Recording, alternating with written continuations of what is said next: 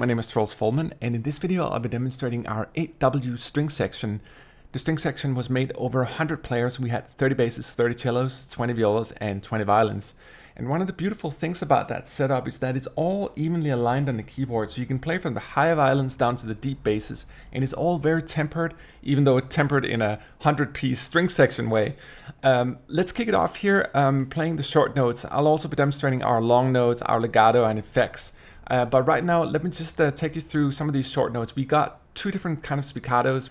The first spiccato here is a little longer than the fast spiccato. It's a little fatter and almost goes into staccato land, but yet it's spiccato.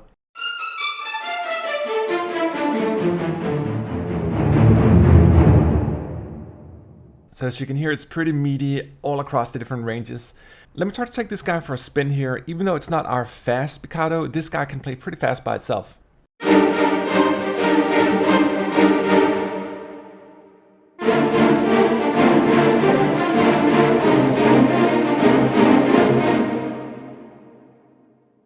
So as you can hear, even though it's a 100-piece section, it can actually play really fast and defined, which is awesome.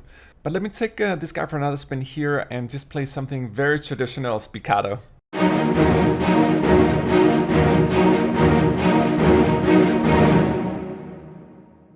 So it's just a gorgeous all-purpose kind of spiccato.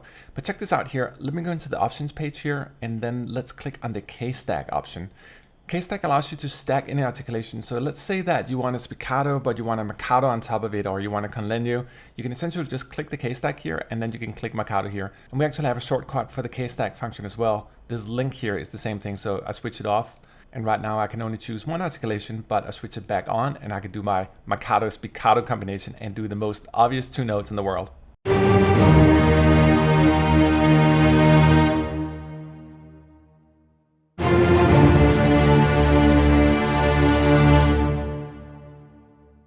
Now that's what a marcato is supposed to sound like. As you may know from our Adagio series as well, when we do stuff like marcatos, it's not just a flat, strong note. We get a little intensity, a little emotional investment, so it's like da, get a little extra on the end there. Let me try to play, let me just do the Beethoven thing again here. I'm gonna throw in our brass as well, and I'll K-stack the brass as well, so it's staccatissimo and marcato K-stacked together with the strings here, but just get a feeling for how big this orchestra sounds.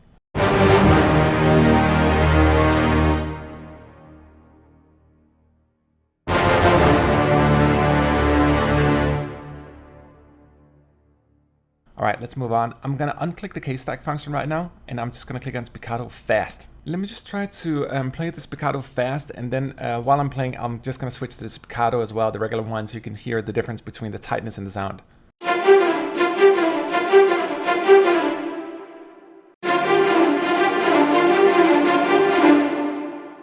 And let me just try to play another Williams-inspired theme here. I'm going to try to play low velocity up to the high ones, so you can get a little feeling for the dynamic range as well.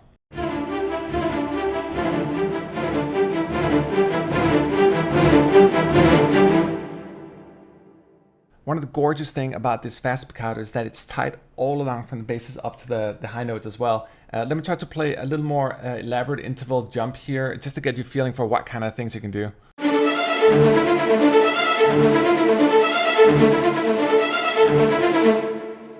And I think one of the great things also, you can hear the kind of grit in the string. There's a couple of occasions where you get that kind of sound.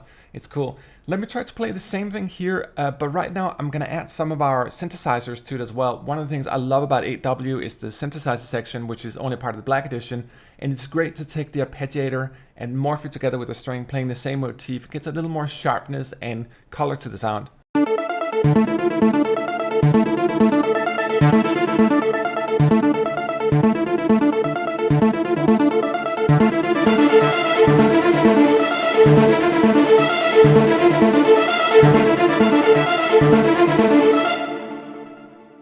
Okay, let me also show here our conlegno and Bartok articulations.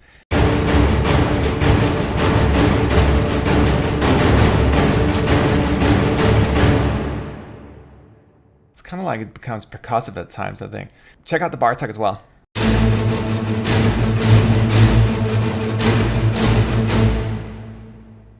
All right, and if you still don't feel it, you can always K-stack down here and add the conlegno and do the same thing again.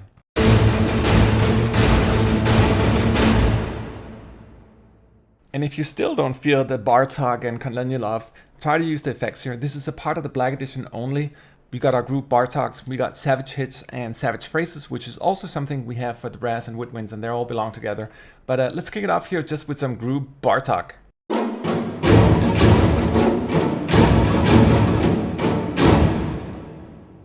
And as you probably noted down here, this goes across the entire range. So the group Bartok are random notes played with the orchestra, and of course they go all the way from the basses to the cellos, violas, and violins as well. Let me try to play the Bartoks here again. So this time around, we're only going to listen to the spot mics for the violas and the violins.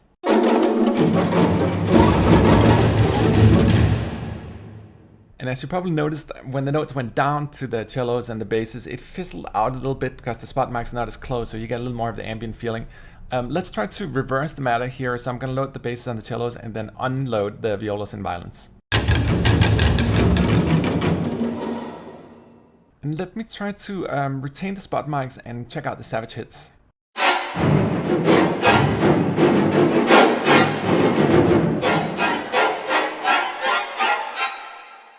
So you get a little more of that Debussy kind of sounding, even though it's not really Debussy with a 100-piece group isolated.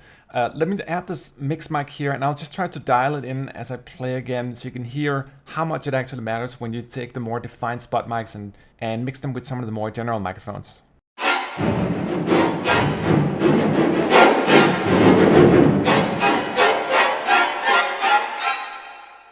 And as you can see down here on the keyboard, there's a lot of notes. Each note down here, every one indicates an individual hit, so there's a lot to choose from. Another cool articulation here is our phrases too.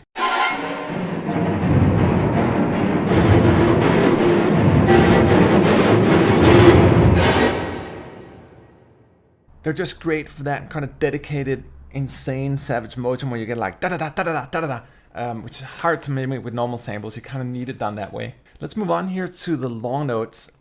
Just as the woodwinds and the brass, the long notes here have both regular sustains and power sustains and arcs. And for the strings, it's just so elaborate what we've done, and there's such a personality to each of these articulations. So even though it's a little funny to demonstrate sustained notes, I think you're gonna appreciate the difference.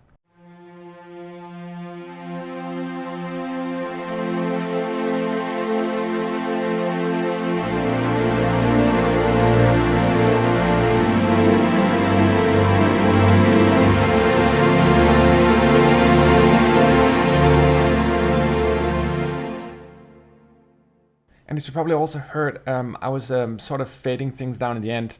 I like to use CC1 and CC11, which are these two controls here, and use them separately. It gives a little more motion in the sound. You can also link them here and connect them.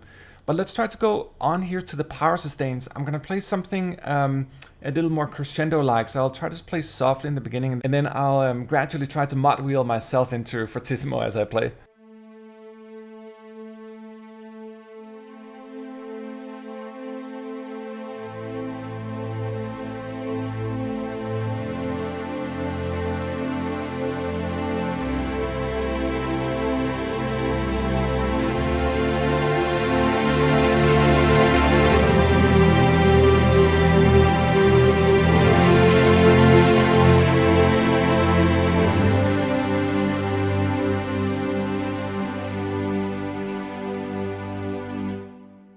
I think for me, this is probably the most perfect string patch I've ever had. I kind of like the big sound of orchestra, and I'm not so much into the whole Debussy thing, but just having it all right at your fingertips here, and it's also fluent. If you notice that I was playing around with the CC1 and 11 here, and there's just a very, very fluent crossfade between the lower dynamic ranges to the more stronger ones. But even with a great patch like this, there's only so much you can do with your fancy CC controls and all that stuff. Sometimes you just need it played the right way. And the way we covered that with 8W was to do our legato, which I'll demonstrate a little later, with our sustains and power sustains, but also with our arcs here. The arcs is obviously a concept that Colin and I have explored in great lengths in our Adagio series, where we have over 120 of them, but we also did them for 8W, and I think when you hear it right now, you can hear an intensity that's really hard to mimic with a mod wheel.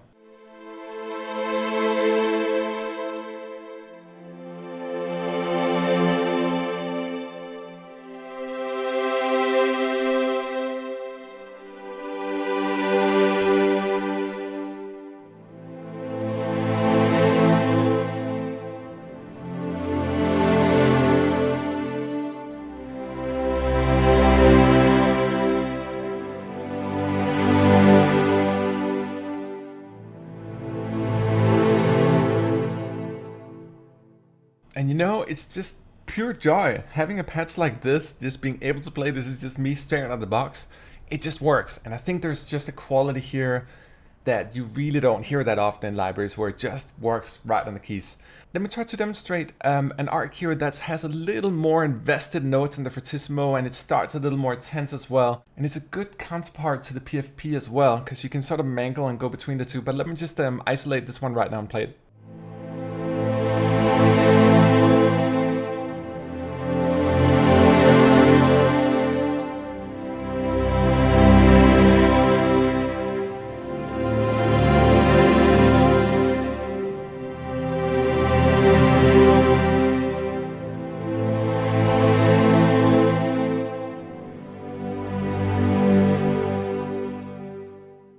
And you know, I mentioned this in the brass video as well, and even though it's a cocky proposition I'm about to make, I think there is some truth to it.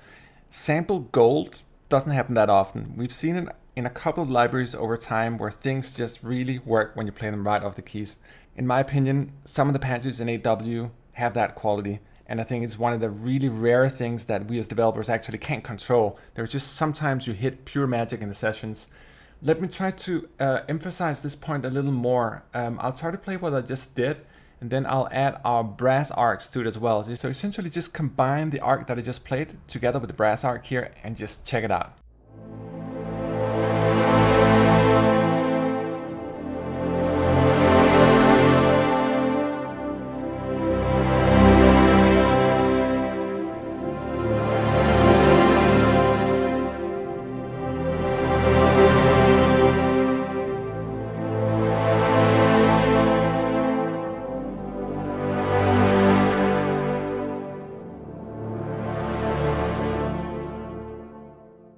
I mean, I'm getting all teary-eyed here and stuff.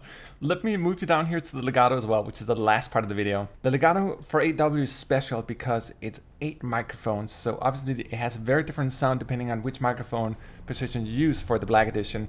But let me just try here in the beginning to play the full string section on the mixed microphone positions, just to give you a feeling for the overall sound.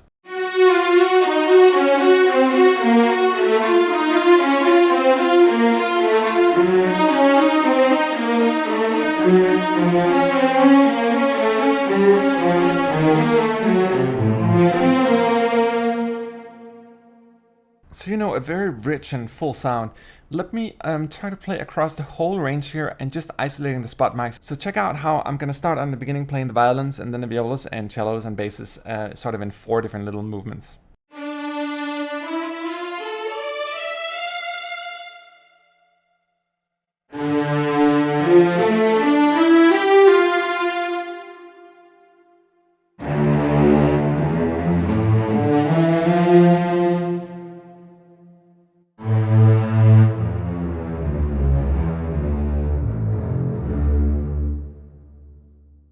So you get a much more clear definition on the spot mics for the legato, and I think it's very clear and apparent that each of them have a personality. These were 4 different microphones.